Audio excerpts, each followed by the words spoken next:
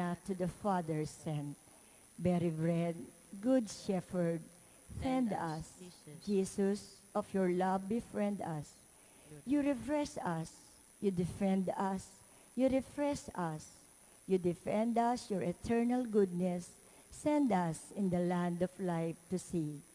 You who all things can and know, who on earth such food bestow, grant us with your saints, though lowest were the heavenly feast, your show fellow heirs and guests to be. Amen. Alleluia.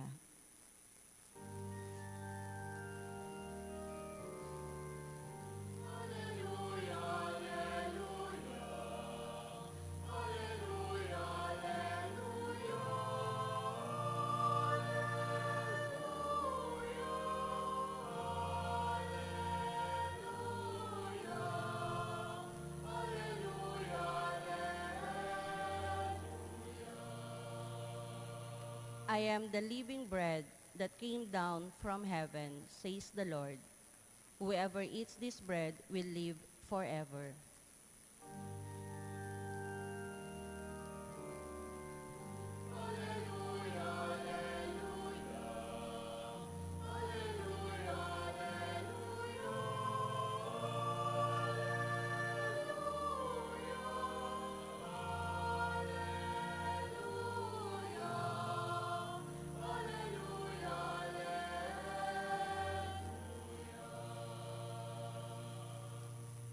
The Lord be with you. And with your spirit. A reading from the Holy Gospel according to Luke. Glory to you, O Lord.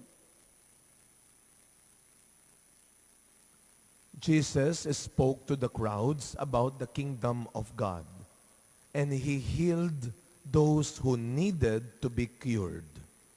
As the day was drawing to a close, the 12 approached him and said, "Dismiss the crowd, so that they can go to the surrounding villages and farms and find lodging and provisions. For we are in a deserted place here." He said to them, "Give them some food yourselves." They replied, 5 loaves and 2 fish are all we have, unless we ourselves go and buy food for all these people. Now, the men there numbered about 5,000. Then he said to his disciples, "Have them sit down in groups of about 50. They did so, and made them all sit down. Then, taking the 5 loaves and the 2 fish, and looking up to heaven, he said the blessing over them, broke them, and gave them to the disciples to set before the crowd. They all ate and were satisfied. And when the leftover fragments were picked up, they filled 12 wicker baskets." My dear friends, the Gospel of the Lord. Praise to you, Lord Jesus Christ. Good morning po sa inyong lahat. Pakibati muna ang katabi natin ng good morning. Pakitanong nga po yung katabi natin, pakitanong siya, nag-breakfast ka na ba? Sino po hindi pa nag-breakfast? Pagtapos po ng misa, mag-breakfast kayo, ha? Wala naman ho ako maibibigay, no? Alam mo ninyo, isa ho yan sa pinakamahalagang gawain ng buhay ng isang tao talaga, bukod sa magdasal, kumain, no? Yan ay bahagi na yata, lalo na tayong mga Pilipino. You know, may ilang buwan na rin ho akong nag-aayos ng aking katawan. Sabi nung aking kaibigan, nakita kami kahapon, nagkaroon kami ng taping sa testimony sa TV Maria. Sabi niya, "Wow, Father, anong ginawa mo?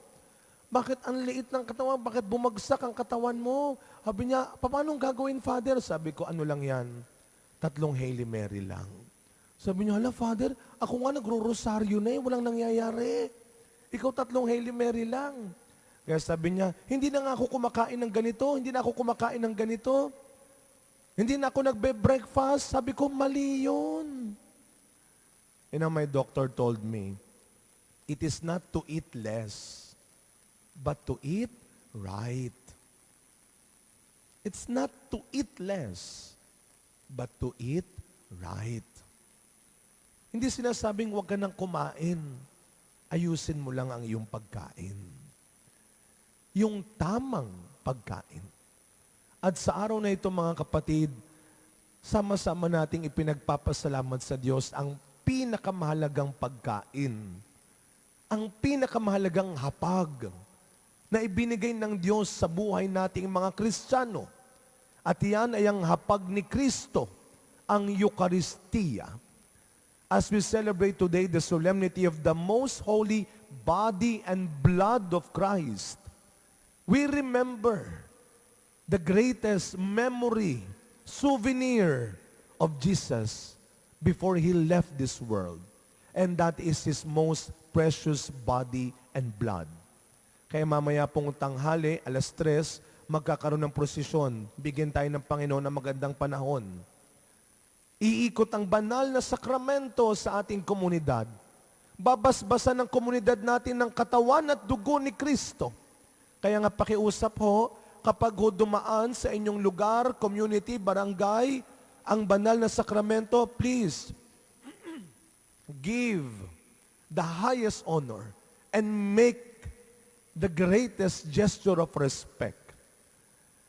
Lumuhod ho tayo, tumayo tayo, tumigil tayo, sapagkat dinalaw tayo ng katawan at dugo ni Kristo. Kaya nga sabi ni St. Paul sa 2nd pagbasa, ipinapaalala niya, ano ang ginawa ni Kristo sa kanyang pag-alis? Iniwanan tayo ng kanyang banal na katawan at dugo. Sapagkat ito ang pinakamahalagang biyaya na ipinagkaloob ni Kristo sa kanyang mga alagad at sa ating lahat ngayon. Sabi niya, there is no greater love than to lay down one's life for a friend. And every time that we celebrate the Eucharist, tuwing kayo ay nagsisimba, we are celebrating the greatest love of our Lord Jesus when He gave up His body and blood for us. Kaya nga ho, napakamakapangyarihan ng Eucharistia. Kagabi, after ng taping namin sa TV Maria, I was invited po, supposed to be, to celebrate the novena doon po sa Tugatog, Malabon. So inabot ako ng ulan sa TV Maria ng 4:00. Sabi nung taga TV Maria, Father, sigurado ka, tutuloy ka pa? Grabe ho ang ulan kahapon, no? Ang dilim-dilim. Ang lakas ng kulog, ng kidlat, ng buhos ng ulan. E nasa Puresa, parang kami sa Santa Mesa, hanggang tuhod ho ang baha. How much more pupuntahan ko, Malabon pa? Eh di ang nangyari, late ako. 6:15. Pero alam ho ninyo, nandun pa rin ang mga tao. And I think, and I believe na sana yun ang ating ipagdasal. Lord, never let us be discouraged ng anumang trials, problema, ng anumang gawain, para hindi ka namin puntahan, para hindi naman ipagdiwang ang banal na misa. Marami tayong pwedeng maging dahilan at palusot para hindi tayo magsimba, para hindi tayo pumunta ng simbahan, para hindi tayo mag-serve.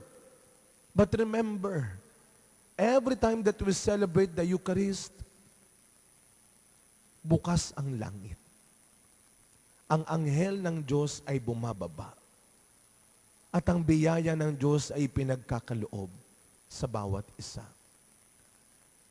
Kaya huwag niyong panghihinayangan, pagsasawaan ang biyaya ng Eucharistia. Sana ho huwag ninyong titipirin ng Diyos. The Eucharist is the celebration of the people of God. Hindi ko lang ito celebration. Hindi lang ito celebration ng mga ministers. Ito'y pagdiriwang ng bayan ng Diyos. At tayong lahat ay tinatawag ng Diyos na tumanggap ng pagpapala. Sa ating ebanghelyong narinig, sa unang bahagi pa lamang, binanggit na maraming pinagaling si Kristo. Hindi lamang po pisikal, hindi lamang yung pangkatawan na sakit at pangangailangan ang ginamot ni Kristo. doon sa aking dating parokya. Dito sa atin, every first Saturday, meron tayong Mass for the Sick. Every first Saturday. Pagkatapos ng maikling prosesyon ng rosaryo, then misa, first Saturday, Mass for the Sick.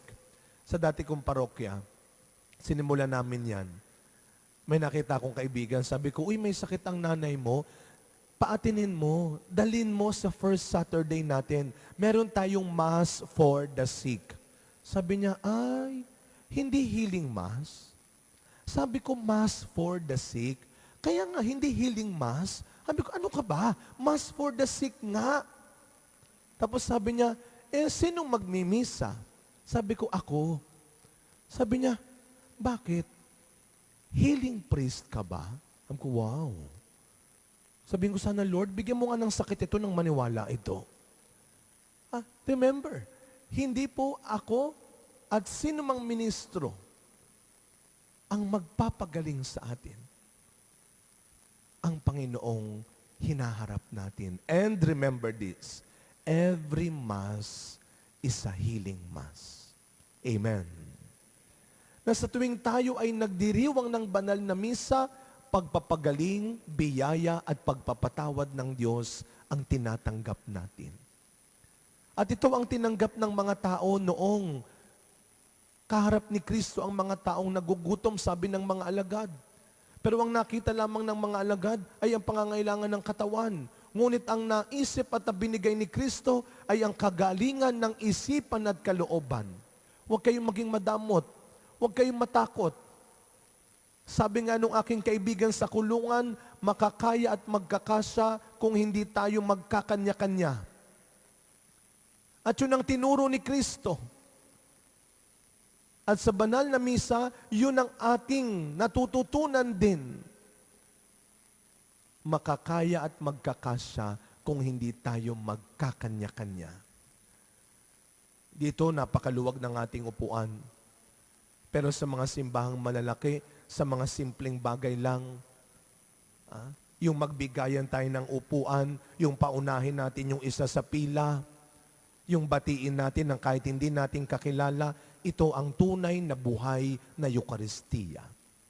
Where there is sharing, where there is charity, where there is compassion, there is the Eucharist. Kaya sa pagpapatuloy na misa natin, mga kapatid, let us first thank the Lord for giving us the gift of the Eucharist, and let us beg the Lord to make us the living Eucharist to one another. Where there is charity, where there is compassion, there is Christ in the healing Eucharist. Amen.